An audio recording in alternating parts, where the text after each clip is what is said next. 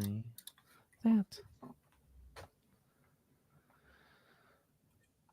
What's up, everybody? Welcome to the Save Point Podcast, Podcast Now Plus, whatever we want to call it nowadays. Welcome back. The dog days of summer. You should probably know by now. I mean, you can see the names here. I'm Alex. I'm joined by Sway as always, and I got to be real, not too much. You know, we always have a blast talking, and we kind of at this point we might rely on the chat a little bit, but you know, we're in the middle of probably the most boring section of gaming. No shows, no news. Next month is kind of big, although this weekend we do have Concord, and now it's open to all players on PS Plus at least.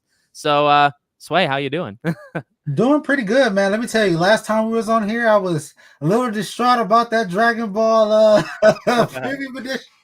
I looked up, got one, and I'm living the dream right now. Beautiful. Wow.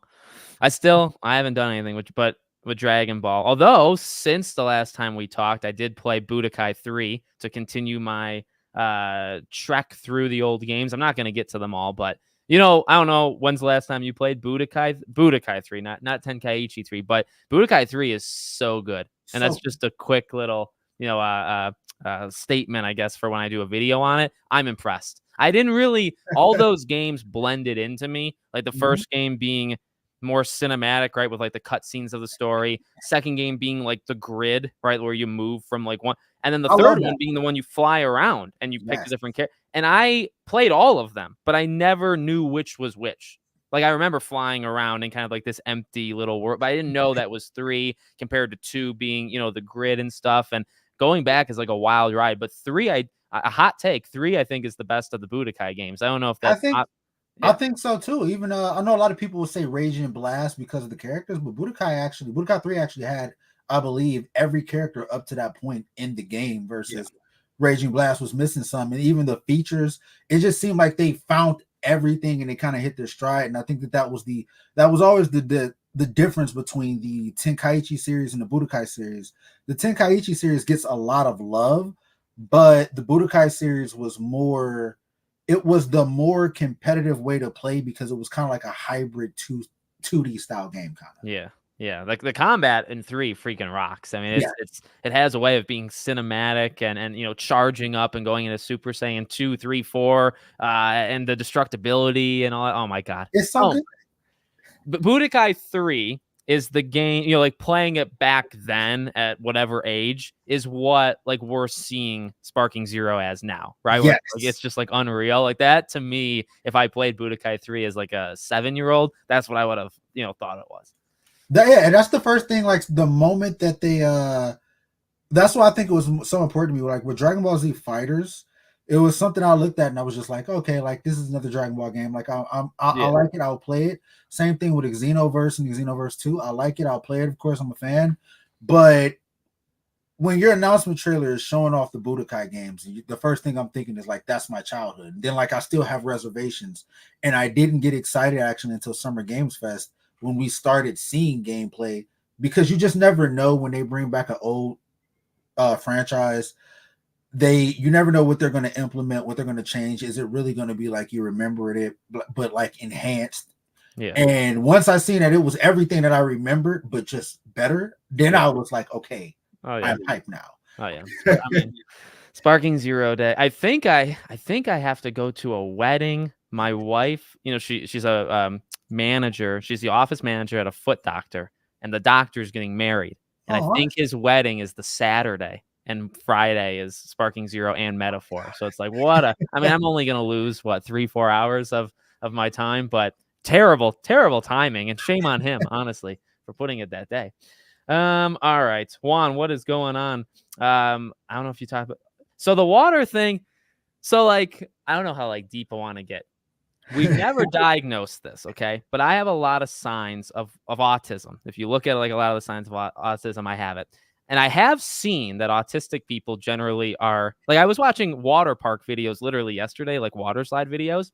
And the first comment said that the girl had an autistic son and he was like mesmerized by the video and he would just watch it. And I kind of laughed out loud, where it's like, that's hilarious that, it's like the first comment. But I don't know what it is. Like, it looks nice. It's like, it literally like hypnotizes me, where I just like the flow of it. I like the sound of it.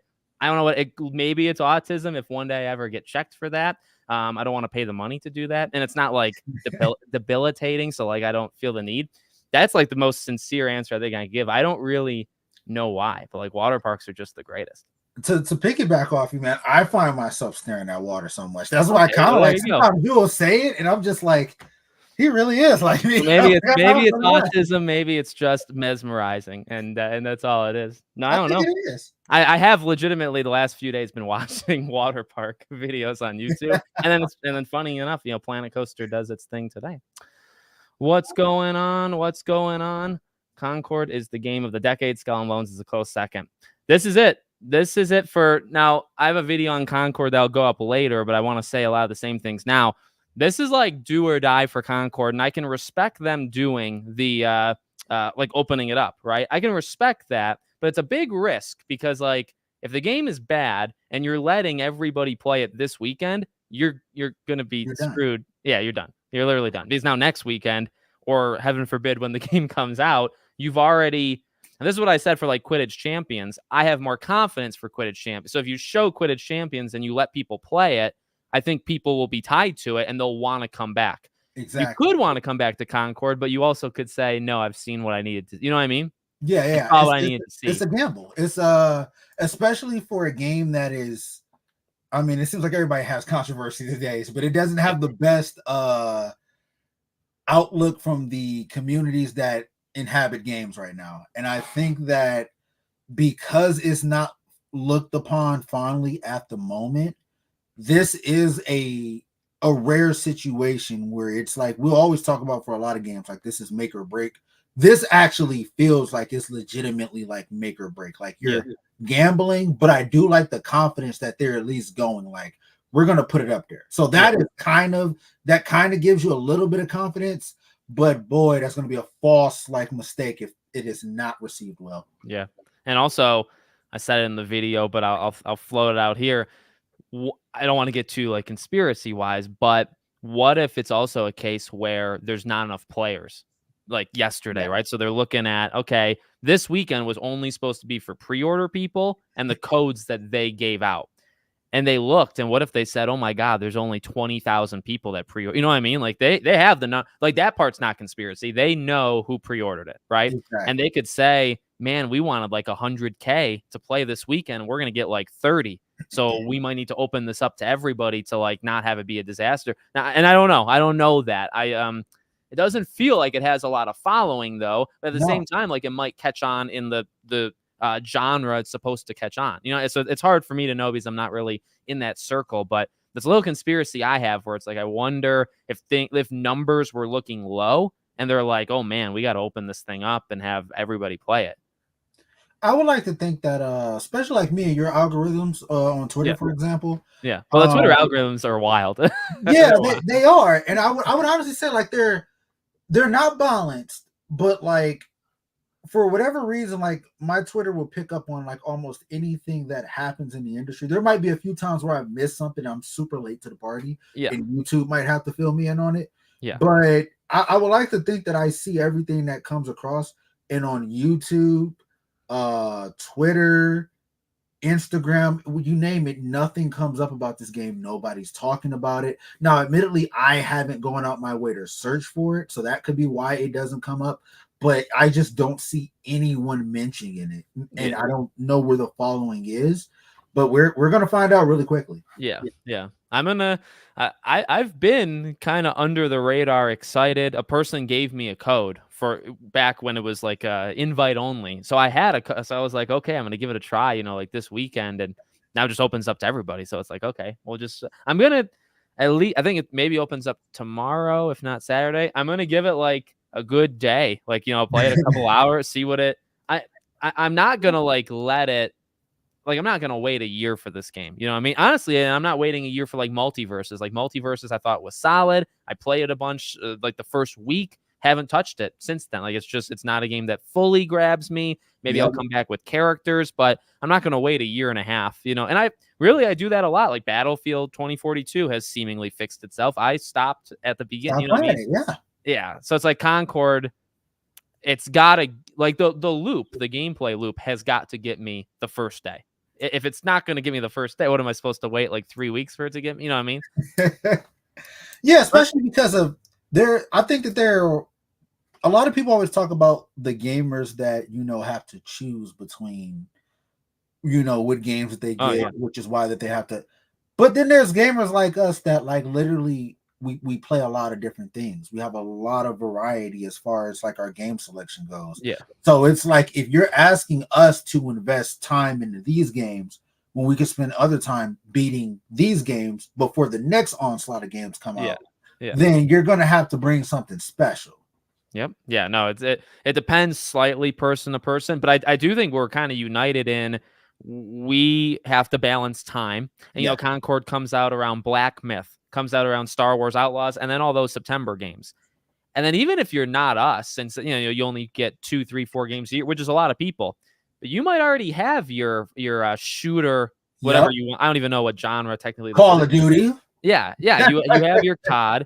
You have your Overwatch, you have Apex Legends, you have Marvel Rivals might be your game. Yep. You know what I mean? Like that might be your Concord. And it's like, and we always talk about, right? Time. Yep. Even like we're balancing time because we have like 50 games. But even if you have like 5 live service games you play, you're still balancing time because you can't play them all at once. So the games have to stand out. If Concord doesn't stand out, they'll go to Marvel Rivals or they'll go to, Apex Legends. You know what I mean? Yep.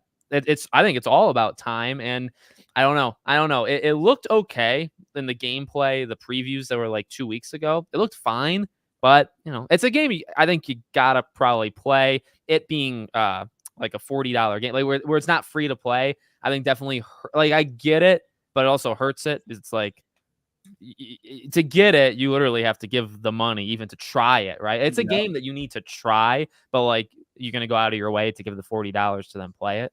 So it's tough. It is. I mean, I hope they overcome it. I really do. Yeah.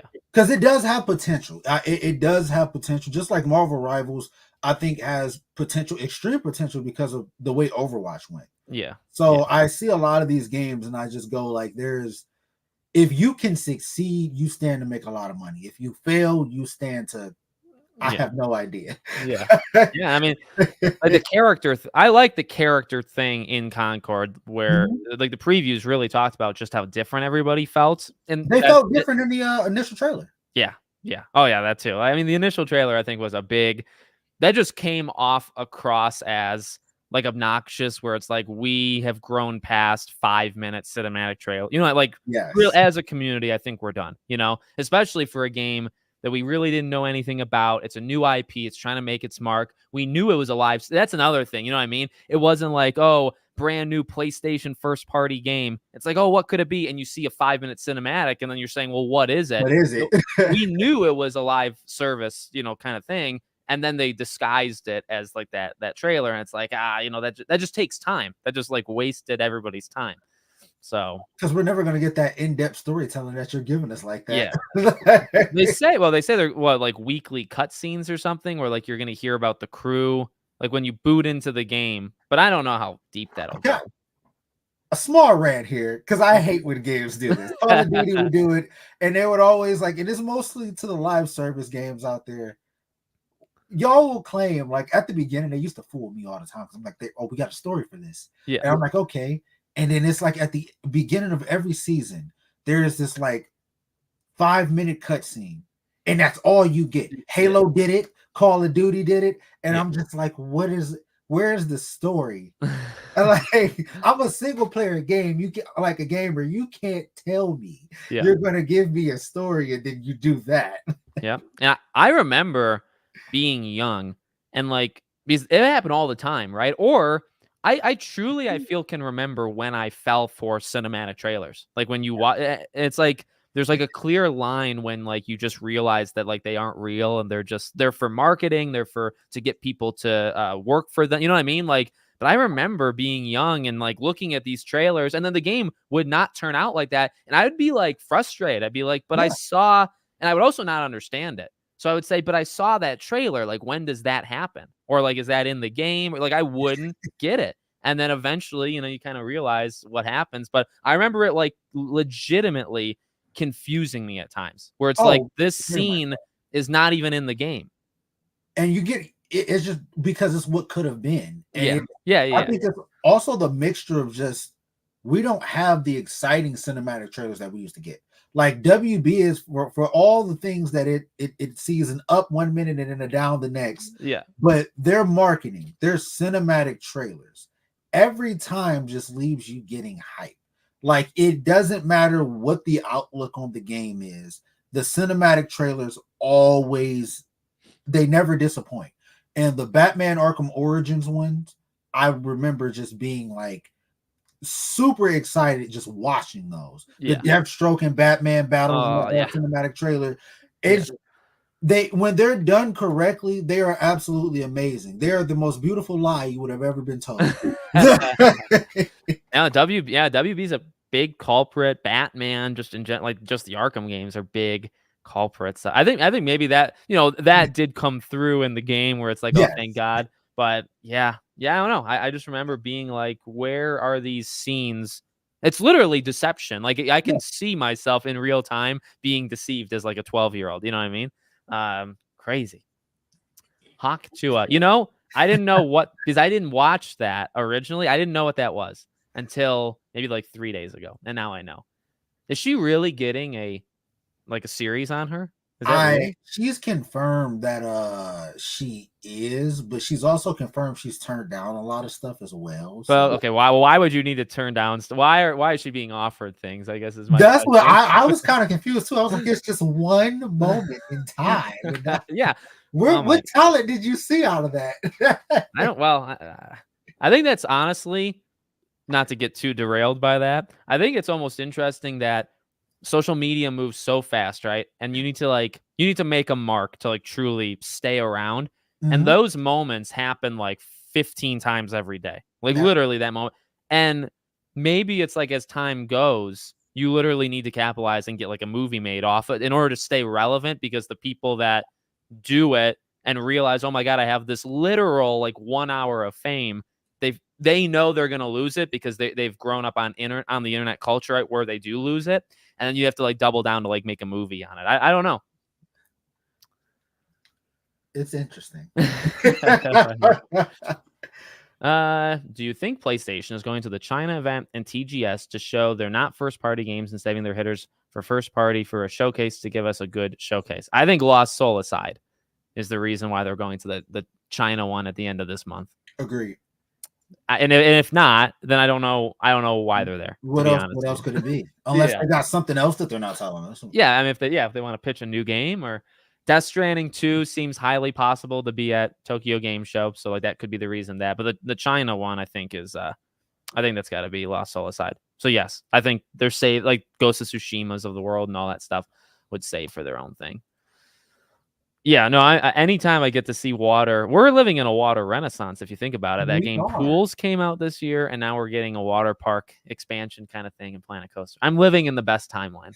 That's really what's happening. I'm almost sold on AC Shadows, but the gameplay showed during the boss fight when you play as a samurai had a little number, which was 30. Not sure what that was for. AC Shadows. Have you seen the I don't want to get us too much in trouble, because I'll tell you, people did not like the video I made yesterday. The petition and all that stuff. There is some clear lack of respect from Ubisoft. I think I think Ubisoft's been called out. They've apologized. Not that I necessarily believe there's been legitimate disrespect. I think that they have shown for being as inclusive as they want to be. They've shown disrespect. The petition thing, I'm still going to kind of stand pretty hard on my point where like motioning to cancel it is a step above everything else. I think you can make fun of it. I think you can call it out. But doing a petition, and people say it's to address, it's not going to get canceled. Yeah. But people say it's to address Assassin's Creed Shadows. Well, it's to cancel Assassin. That's the petition clearly states they want the game canceled. So my viewpoints changed a little, I guess, in terms of I can see Ubisoft has made a lot of mistakes, and in terms of their respect factor, but I still don't agree. I think that definitely there are sides to be had on both. I think that I can see where some are coming from as far as like the disrespect and about like kind of overstepping the line. Like, this is our culture. Should have been another character from our culture. 100%. But canceling the game, you knew it was never going to happen. Yeah. If the petition would have been like to say like, we want an apology from Ubisoft, or we want something from Ubisoft, or something like that, and you had the same. It's literally just what the petition says that makes it egregious, because you knew it was never going to get canceled, right? And I know what some are saying. It's like it's about the moral of the thing, about what the petition like actually stands for. Yeah, but I'm like, why couldn't you just put that in the petition? Is what you're never canceling a game that big this close. You're also not, as we like, this is the difference again between, I think, people that are kind of like fair weather, like they just kind of move around, and people that pay attention. Mhm. You know, like when Suicide Squad, right, went away for a year, there was a decent enough debate of can they actually change things. And I think we again learned a little bit about the industry, where it's like, you've got to understand how games are made, right? Yeah. You can't switch a live service game with even 1 year, which sounds like so much time, but that's from people that don't really know the development, which is fine. That's cool. But then they say, oh, you have to change it in the year. Well, they can't. You have to scrap the game. And you know what I mean? So we just saw that. And then we seen it back to back, because Gotham Knights too. And Gotham Knights got further at changing it than Suicide Squad got further. Suicide Squad had a chance to. And you see how much time that took. So that's when I knew like there was nothing getting changed. Right. If Gotham Knights couldn't get all of that stuff out of there in time, there was never going to be an area where they were not going to, unless they had 3 more years of development. Yeah. Yep. And I mean, I don't know. So something like this, like change the character.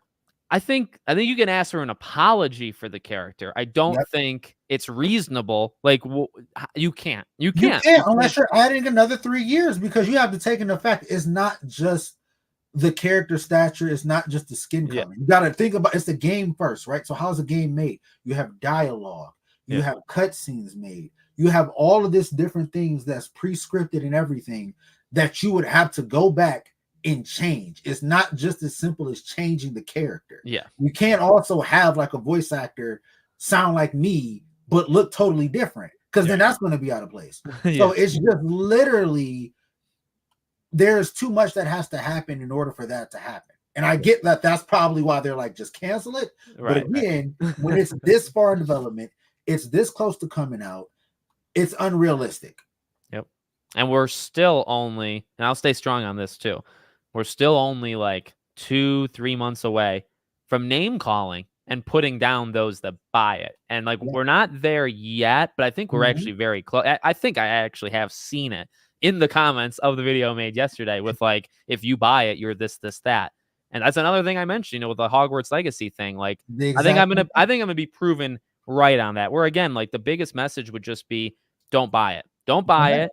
And you can tell people why you're not buying it. But I legitimately think we're a few months away from people attacking, and then they'll say, well, it's not the same as Hogwarts because now they're disrespecting a culture. So now you're this, and that if you support it. Well, isn't that exactly what people said? I mean, there was people saying that we should park outside and throw rocks at everybody in line who was buying Hogwarts Legacy. There was all these different things. You had people going in people's comments during streams and things of that nature, demanding they stop streaming it. And look, I personally am a big proponent of like, vote with your wallet, please vote with your time.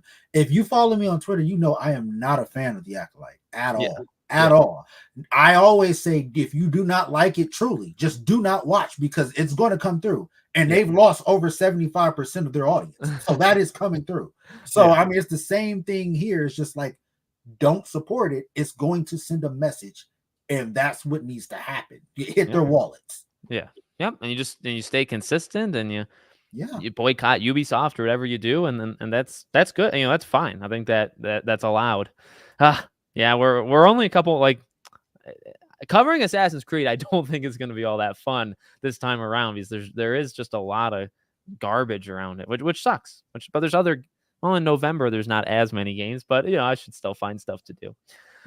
I hope Concord is fun and does well. Another SOCOM would be great, but will it sell? Yeah, SOCOM. I don't know if SOCOM would actually sell. I think it could work. I feel like you'd be bringing it back with the assumption it has to be a live service. Like, it has to fit certain criteria with Sony. SOCOM's a franchise I want brought back though.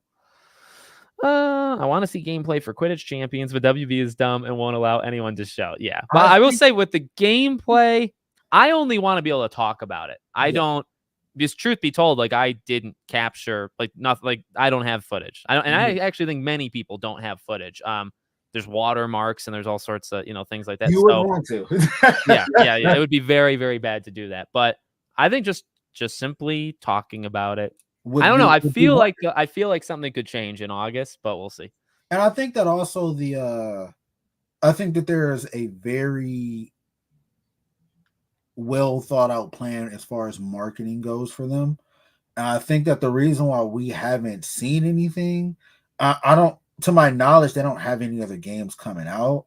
Yeah. Unless they're trying, unless they value Suicide Squad so much that they're just like, we don't want to step on any future DLC for it. I can't see that being the case. After they delayed it like 2 days before it's supposed to come out or something. Exactly. So I don't know what it is, but my guess, just from how they treated Hogwarts Legacy, it's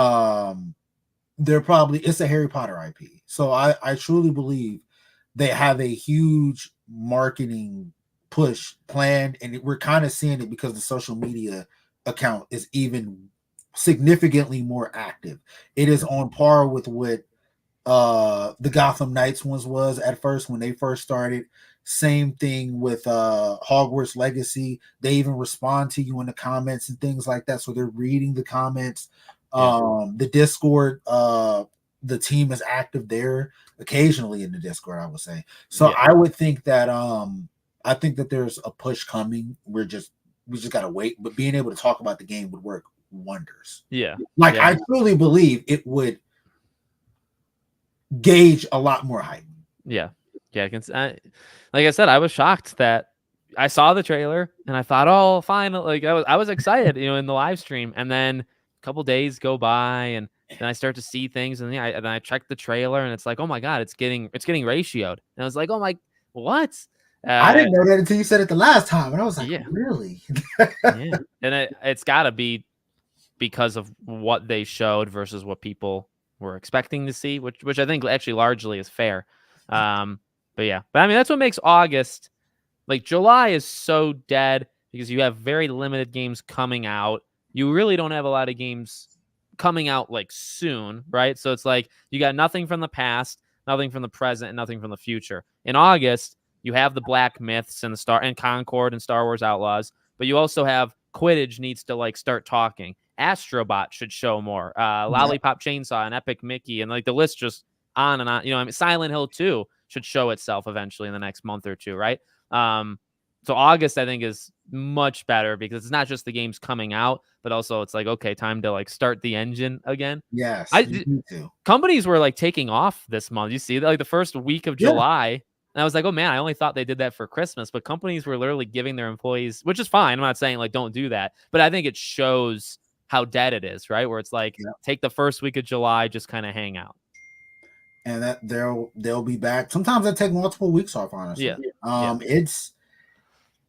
It's been dry, but honestly, it's one of those times where like it's a double-edged sword because I always I always love when something new comes out, but at the same time, it's like, oh, this is the perfect chance to get my backlog done.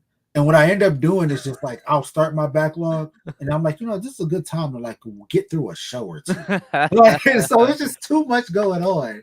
And I kind of need these new games just to hold that attention and not shift anywhere else. But you gotta love it. You gotta love it. It gives you a chance to catch up. That's hilarious. That's hilarious. You say that because it's exactly what I do it a little bit because because the Back to the Past, right? Like I try to force myself to play some of these old games, but I tend to have big, like going into this summer without getting too personal. Going into this summer, I was like, it's go time. I'm going to catch up on, and I got to be real. I've accomplished significantly less than I thought I was. And this was the summer where I thought I could really push it. And it's been like the exact opposite. I have gone through some, but not as much. So yeah, just freaking, it always goes like that, right? But I do think you need moments. I think what I've realized, I need moments like this, even I guess if we're not actively like, you make the plans to do the backlog stuff, even if you don't do it and you feel like it was just wasted time.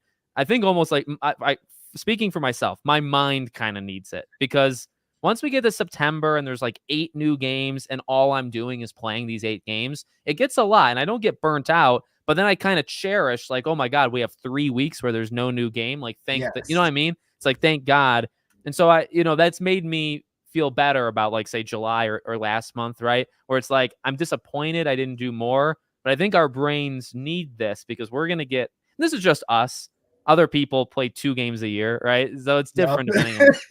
different depending on the person, but Yeah, and then if you're like me, like honestly, I think that I think my interest kind of it leans more so passionate, kind of like when Sparking Zero showed footage, this whole time I've been digging up every old Dragon Ball Z game I can find. I've been playing Dragon Ball Z Game Boy Color games, Game Boy Advance games, 3DS games, PlayStation 2 games. It is just, like I played them on my Switch, my PC. I just played Kakarot 2 days ago. So I was just like, I have just been going through them all. And I'm like, I could have played a game that I have not yet hit my backlog with. But no, I'm replaying a lot of Dragon Ball Z games. yeah. Well, if I went back I haven't played this game too much, but if I like added up the time I put into Rocket League in the last month, it should be 0 hours, and it's not. It's probably like 15 or so. It should have been 0 because I should have been doing other stuff. But here we are. I'm back in Rocket League all of a sudden. And Rocket League is honestly it's one of my favorite games ever. It and truly that's why I have confidence in a future game coming out. Okay. Very much. Oh man, I would support. I mean, yeah, I got to be real. It's a lot. It's in a way a live service type game. It is. But as time has gone on, it's just like I can't put 500 hours into a game and then lie and say, oh, I didn't enjoy it. It's not a nice game for me. Of course, I love it. That's me with Fall Guys. Fall Guys was one. Fall Guys, I think, has been made substantially easier because of like less players, and I think just some. But I remember like the last 3 or 4 times I've gone back into Fall Guys, I've won the crown. No joke. I mean, I don't know if I have actual evidence, but my wife was there. The last 3 times I went back into Fall Guys after months, I won the crown on the first try. But then I started to think, is the game just easier, or like what's going on? Because it used to be very hard to win crowns. I think what it is honestly, as much as I've played it with just by myself and with friends, the obstacles themselves, and I kind of struggle with like, is it just uncoordination on like a lot of players in, and that's why they don't do it? Yeah. Because the obstacles themselves, I don't find hard getting through. What makes me mad is the other people that bump me out of position. And that is when I start to have an issue, because if I am untouched by anyone, not grabbed, not bumped out of position at the last second, I get through them very easily. I am like one of the first finishing every time. Yeah. But it's the other people involved. And I think that's the funniness of it, because that's what I'm like, I'm seriously getting mad. I'm like, if he didn't hit me right here, I would have had it. All Guys, that's I think didn't that came out in the summer 3 years ago, right? That was like the shadow drop kind of. Yeah. That's a special game. I do remember when they were told to put things like not actual gameplay on the adverts and trailers. Yep. And I mean, and whether I didn't pay attention to them or I would watch them before they started doing stuff like that, they always put it very small. I'll say that. And, again, like if you're a kid, I can speak, for someone with a 10-year-old, you think she's looking at the fine print of like a trailer or video, it just goes right over her, right? I'm free from experience. I didn't notice that when I was growing up. I would always like watch cinematic trailers over and over again, because they do, if they don't give you a lick of gameplay, but they do give you insight on the story all the time. Yeah. So that is one thing that I do enjoy about a cinematic trailer, is like, okay, I can dig in here and I could possibly find something in the plot. And probably about the 5th watch, I would notice that little bar at the bottom, and I was just like, has this been here the entire time? I can understand how other people just don't see it and don't pay attention, because it's just like when under the footage of gameplay being showed, this is not the final product. Yeah. And a lot of people will say like, oh, well, this game is in trouble if it's looking like this. And they were like, this is not the final product. I don't blame them for missing it, because that's not my focus either at first. Right. Well, and the whole point of like advertisements is to get you to look at certain things, and that's not really one of them. Like that's not the Yeah. goal that they want you to focus on. So yeah, I can totally. I remember watching like Kingdom Hearts and all sorts of the early 2000s, mid 2000s. Yeah, what a time. Now we're too smart for it. Now it's not as now we get angry. Back Yeah. then we were kind of like deceived, but we were too dumb and we were just like accepting it. Now like we get angry at it. Nick, what's going on? Thanks for being here. The stream tomorrow. I might do a Scream live stream tomorrow on podcast now. I'm not 100% sure. Depends on the schedule. Just been looking at what games are on PS Store. Very light. Beyond Good and Evil. The 20th anniversary of Beyond Good. Is it 20? Yeah. Which is a good game. That's a good game. You can take it from me. Yeah, I still have so many games in my back catalog. Story of my life. What's almost more insulting to my backlog is like now I'm legitimately gonna play Concord, and it's why I'm trying to be respectful of my old games that I think have feelings and personalities. Like I'm not gonna spend 3, 4, 5 days on Concord because I gotta play. I'm playing Banjo Kazooie right now. That's my old game I'm going through, and then I'll read you this way because I feel pretty proud of this. I've picked these games for Back to the Past, and I think I'm in like a gauntlet of just like amazing. So after Banjo, which might be good because I've never played it, Arkham Asylum, Astro's Playroom, the first Dragon Age, the first Borderlands, Shadow of Mordor, Assassin's Creed 2. You can't go wrong with a single one of them. Yeah, that is a flat out. I mean, like then I got like Halloween type games that are like Evil Within types and Resident Evil 2 remake. I mean, I've positioned it from a content perspective, but also like I'm going to enjoy playing those sick like Astro, putting on like a nice pair of shoes, a Batman Arkham Asylum, of course, right? Slipping back into it. Can't wait. I would put Batman around the time that there's Batman I'm doing because it's 15-year anniversary in August for Arkham Asylum. That's why I was just about to say I would do it in August because what I mean, like Arkham Asylum, 15 years. Astro's Playroom is because of Astro Bot. Dragon Age is 15 years old. Borderlands is 15 years old. Shadow of Mordor is 10 years old. Assassin's Creed 2 is 15 years old, which let me just say 15 years ago, which was 2009, was the best year. Okay. Yeah. 2009 was incredible for Brutal Legend, I think was that year. Infamous and Prototype were also that year. That year was stacked. That's the year I got in. 2009 is when I got my PS3. That's literally when I entered gaming, and we had all those games. I think it was also that year that we haven't had a year like it where there was just so many new IPs that came out that would later on go on to become franchises, and I think that's what we need now. We're kind of getting it, but it's not at one time. But I think if we had a year where there was quality new IP titles that all hit the mark, I think we would be in another like golden age of gaming, because then each of those games could branch off into franchises and that would carry us through. I would like to always have innovation even after that. That's where we messed up.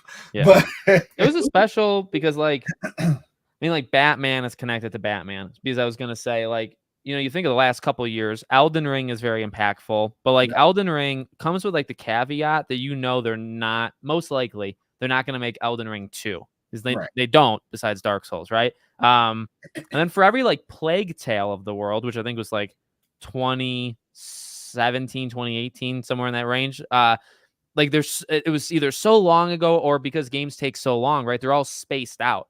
So you have like a new game like Plague Tale or like a Kena Bridge of Spirits. You have an Elden Ring, but you put like the caveat on it. You had Horizon a while. You know what I mean? Like you think of these games and they're kind of spaced out.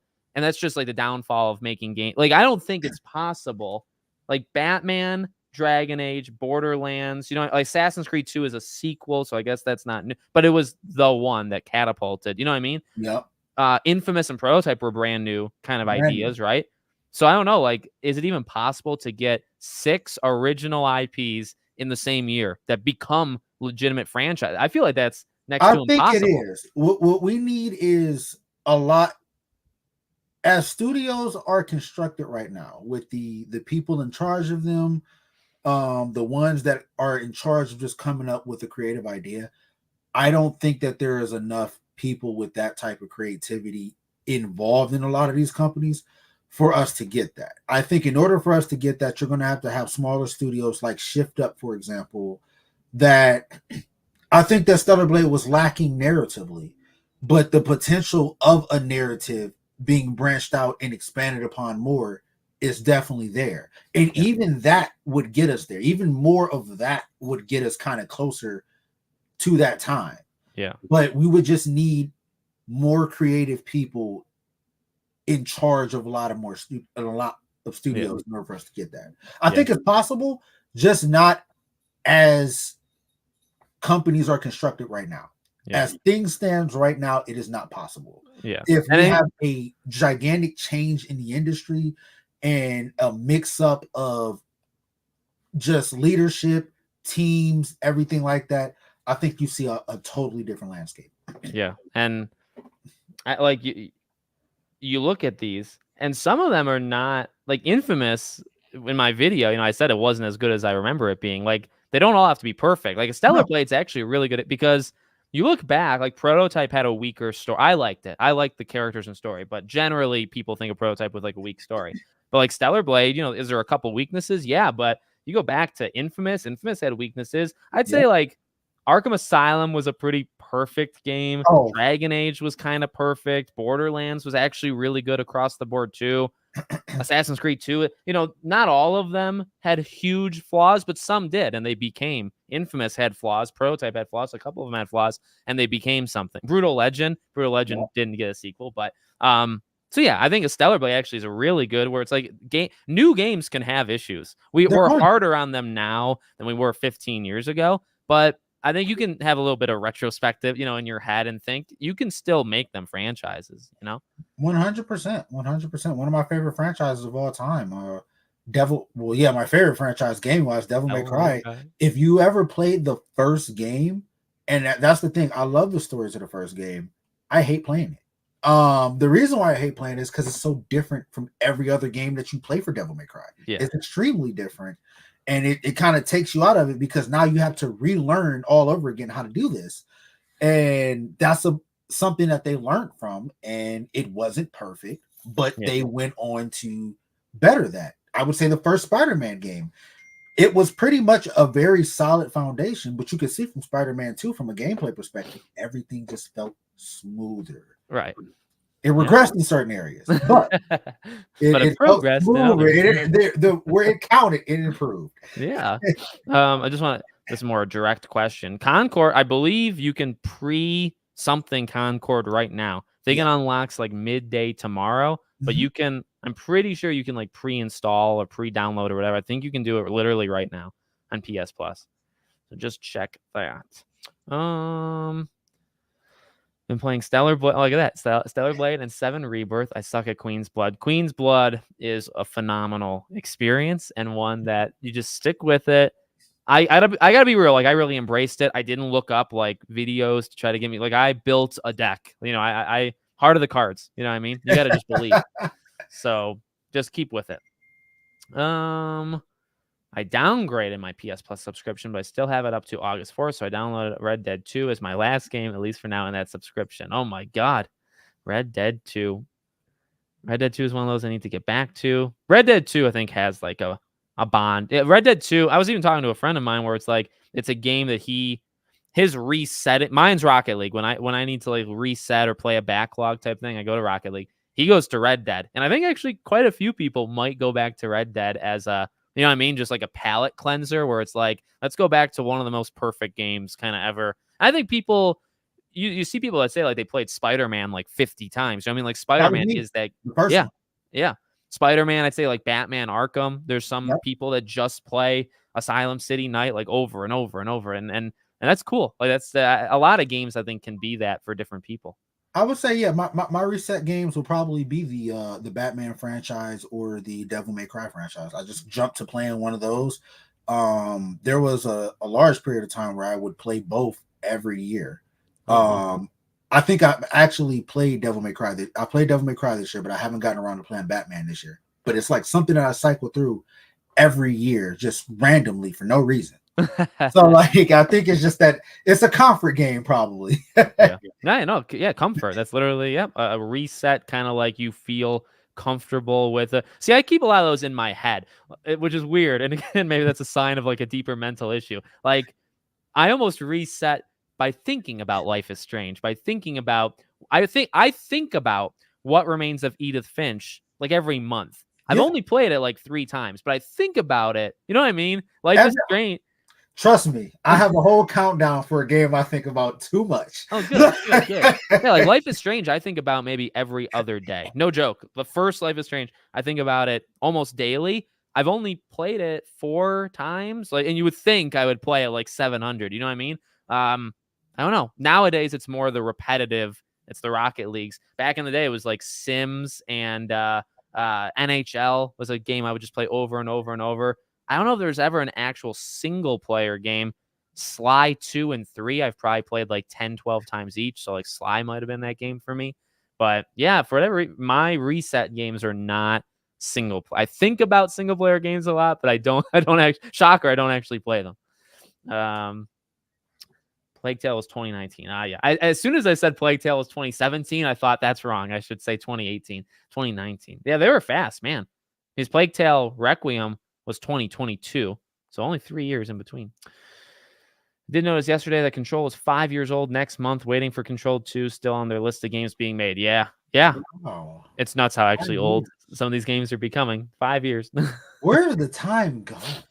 I think Control, I think, was August of 2019. So 2019, I feel like, did I write? My goal with Back to the Past is to try to hit games in the 5, 10, 15, 20, like the big fives. I don't know what games came out. Like again, Watch Dogs is 10 years old. Doom is 8 years old, so I don't even know why that's there. Yeah, I don't know. But 2019, I think that was Jedi. Pretty sure Fallen Order was 2019. Yeah, Was Death Stranding? Fallen Order might have been 2018, but it wasn't eligible for a game award until Was it? if I remember correctly. Death Stranding was 2019, I think. Yeah, because I lived in I always have to go based off where I lived, because I remember playing Death Stranding in Vegas, and I was only there one fall, and it was 2019. So it had to have been 2019. Yeah, 2019 I think was a pretty solid year. We get more solid years than not solid years, you know. No, for sure. So far, this has actually been one of the weaker, like all things considered, comparatively, has been a slightly weaker year, but doesn't mean there's been nothing. I think that's where people get confused, right? Doesn't mean no game came out this year that was good. And it's still gonna be someone. It's still someone away. Oh yeah, fall. I think like if Dragon Ball is just like the best thing we've ever played, then 2024 is forgiven. Yeah, it's over. Astrobot. If Life is Strange is good, like that's my game of the century. You know, I don't care what else came out this year in the first place, right? So yeah, Stellar Blade will be my next game, or one after that to start new. Yeah, Stellar Blade I think is going to be a game that builds. People will try it in a year. People will try it in 6 months, and I think overall they'll be happy with it. And I think I've said it here before. I'll say it again. It's my personal game of the year. I don't think that it should be actual game of the year, but personally, it is my game of the year. So yeah, it's a real solid one that I think is. It's a hard game to. I mean, like perfect parrying and blocking is actually kind of difficult, but I think it's a game people will try like just incrementally, like over time, and really enjoy it. Which means like I think like if they made a second one, I feel like that's, you know what I mean, like give this game time to kind of grow in like an indie type way, and then like the next game would just like jump right. My reset is AC Syndicate or Horizon Forbidden West. Wow. Those are interesting. Those are like ones I would not expect. Assassin's Creed. See, Horizons I can understand, but like Assassin's Creed, man, it's kind of like I love the stuff. People love Syndicate. Kind of stress me out a little bit. Yeah, I feel like I need to go play Rocket League after this talk. I'd love to go back to Red Dead 2. Still holding out hope for a PS5 upgrade for it. Yep. Red Dead 2 is one. People never finished Red Dead 2, but I'm thinking about going back because I miss it. I should make a retrospective maybe next year. I don't have time. I don't have time to put 100 hours into Red Dead right now, but oh man. Edith Finch is the only first-person perspective game I've completed. Fairly short and no need for... Yeah. Huh.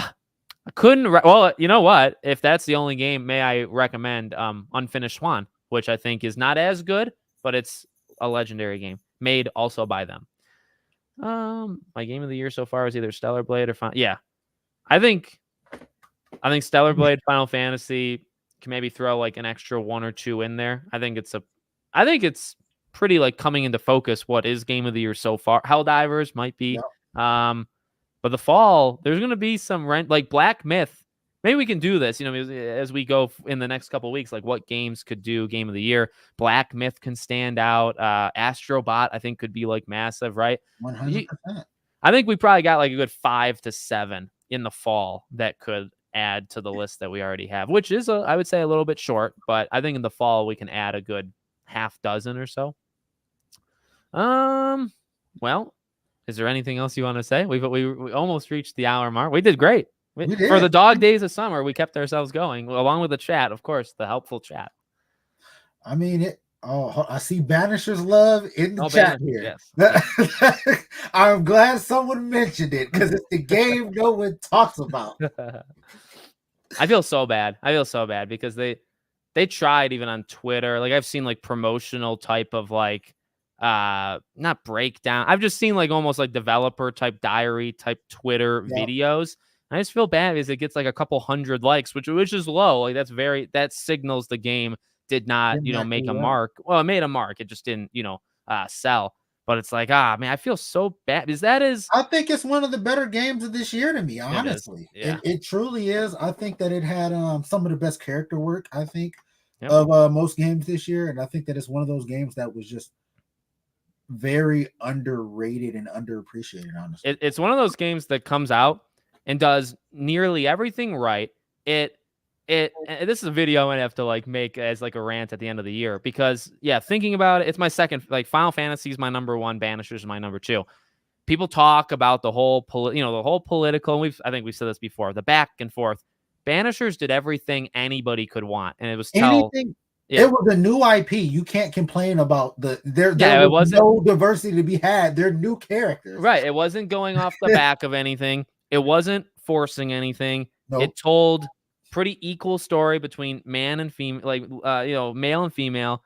Great. Some of the greatest characters made in the last couple years. Now, Final Fantasy like has one of my favorite casts of all time with Aerith and all that. So that kind of like, almost took a little bit of wind out of the sail. But in terms of like original IP, like Red and Antea will go down as some of the better characters in the last like 5 years. And I think that will frustrate me when I think we all know, but like maybe one day we find out like, you're never getting a Banishers 2. And it's like, you people are to blame, not you, not the chat. The chat I think is lovely, but you know what I mean? Like Twitter's to blame, or like these people that don't focus on these games, because that game deserved so much more than it actually got. Honestly, what's going to happen is it's unfortunate, but I've seen it happen with a few games that I've loved over the past, where you're going to have it. It's not perhaps we treated you too harshly. We didn't pay attention to you, and we should have. Yeah. And I think that's what is going to happen. I think a popular content creator, is eventually going to get bored. They're going to play it. It's going to catch on. Then everybody else is going to play it. And the next thing you know, everybody else is going, we always love Banishers. And then it's going to be this whole thing. And then that's the only chance at getting a second game. But if you are watching this, whether it's live or whether if it's after the fact, if you're in the chat, even like I said, somebody in the chat brought it up. If there is one game I would recommend you go out and try, support, look into, it would be Banishers. Yeah. Well said. Yeah, no, that you're right. That's a game that I could see in a year or two. It's gonna literally have the video where it's like, did we ignore, or like the game that everybody forgot about in 2024, and it's like, no. Some people actually did care about it, and it's just they didn't make the mark on a larger scale. But no, it's tragic. And even Immortals Phoenix Rising. See, that game I think was legitimately. That's a little bit different because that game was more popular. That game had a sequel that Ubisoft canceled. You know what I mean? Banishers, I don't know. You can only hope that Don't Nod's making like 7 games at a time. Their expectations are not as high as other like big AAA. Maybe Banishers eventually does well enough to make more, but you can't sink money into a sequel if like the first game did. If you're in that position, right, you can't do that. So I don't know. It's tough. Maybe if it appears in. Like maybe Jeff Keighley has a role to play here, right? Like if it makes a couple Game Award things, you got like 100 million people watching Game Awards. If 1%, 1 million literally say, oh, Banisher's never heard of it, but it won 2 awards, a million extra players, that would turn the table, because it's a smaller game. That would turn the table immediately. And I would think for all of the just everything that the Game Awards have loved to do, I would think that there's no way that this game shouldn't make it on some list as like a nomination or just get some sort of spotlight, because I honestly do believe that if you shine a light on this game, a lot more people, just how it plays in general, just the gameplay in general, I think it will hook a lot of people in. Yeah. And then that'll make its way to the characters and the stories. But I just cannot believe that. And I don't think I've seen it coming, only because I was doing threads on it. So I was just kind of like, I was invested in it, but nobody else was invested in it. It was just me and you. So I got it early. I got to play it like 2 weeks early, and I was like hoping it was good. I just remember, I mean, it wasn't that long ago, so I can at least remember it. I just remember thinking every step of the way where it's like, this is like 10 times the quality that I thought it was going to. Like, I thought it could be solid, but like the writing was next level. Everything, the side missions were just as good as other games' main story. And that was like the side character or whatever. That game is just so filled with just quality and the right writing. Nothing, they're not preach. If you want to go that route, right? Not preaching, nothing, just excellent storytelling. That's what that game was. So we'll have to do like a funeral service for it at the end of the year. You know, if things keep. We just going. Might. If it gets no If acknowledgement, it gets no love, we'll do a video / live stream just about like its death. You know, we'll do that. It needs to be nominated for story and characters. Yep. Narrative, cast, whatever, Antair, Red, or performance. Because like the performance was really good too. It wasn't just the writing. So yeah, no, I hope. I even like the combat was rock solid. Like it was different, you know, it was somewhat rip off like thing, or like a dumbed down version of a couple others, but the combat was fine and evolved. And I'm glad this has turned into a Banishers live stream, because that game rocked. That game was really good. As soon as I seen it in the chat, like honestly, I read it and I was like, Banishers, like what? Like that is it made my day, honestly. Nobody ever mentions this game. It'll get we'll just will it into existence. All right. Well, we'll probably stop it there. I'm fairly confident that we can do this consistently at least the next 2 weeks. So hopefully we can build a little consistency. Sway, anything you want to say to the chat? As usual, thank you all for coming out, supporting. Thank you for watching us. Thank you for tuning back in. Thank you for the amazing comments and the interaction that you give us. Alex, as always, thank you for being an excellent podcast host, having me on here. Always appreciate it. I love all you guys. My pleasure, our pleasure, because I think it's a ton of fun always talking. I think everybody, I don't really see people that ever say like this sucks or like this is a bad idea. Everybody tends to like it when we get together. So appreciate you guys being here as always. Want to find a way to get Sway too into like a Friday streams on the main channel. You know, when there's no games coming out, I can't do as many themed live streams, but we can pick, you know, a couple of them as we get into the fall period. I'm sure we'll get them on. So we'll do it the next couple of weeks. We'll take it from there and just go like week by week. Thank you all for being here. We'll see you on the next one.